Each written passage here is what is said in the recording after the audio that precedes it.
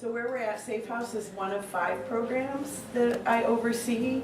And so I'm kind of going to start at the first intervention and go through them. So we do street-based outreach, and you probably heard about outreach at Safe Zone. Did they talk about street-based outreach? Yeah. So we actually are in a collaborative with Safe Zone and 9 other organizations. And so all of our outreach people partner with each other and go out onto the streets and into schools, sometimes in malls and coffee shops and places where young people hang out, so that they can identify those that need help and offer them resources.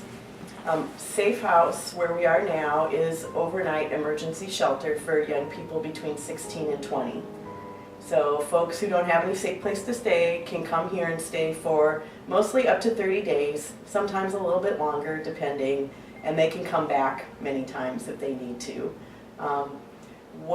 What we hope to accomplish here, first of all, is to take care of all of their basic needs, so they don't have to spend their whole day trying to hustle up where they're going to sleep or where they're going to eat.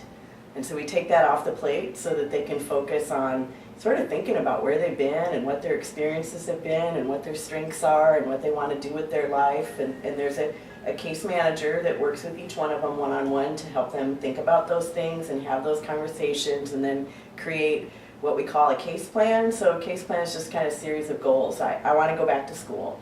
I want to get a job. And maybe I want to get a job, but I don't have a birth certificate or a state ID, so we have to start there, helping them with those things. But they get fed dinner and breakfast, they can pack a lunch, the kitchen never closes, so they can wake up at 3 in the morning and come downstairs and eat if they're hungry.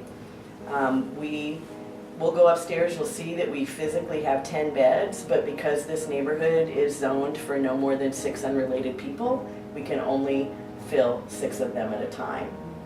So we turn away more people each year than we actually are able to serve. When somebody calls for a bed and we don't have a place, we don't just say, sorry, we're full, bye. We usually kind of brainstorm with them, you know, do you have a grandma or an auntie or a best friend from school, someplace where you could sleep for the next 2 nights, and then we'll get an outreach worker out to meet with you and work with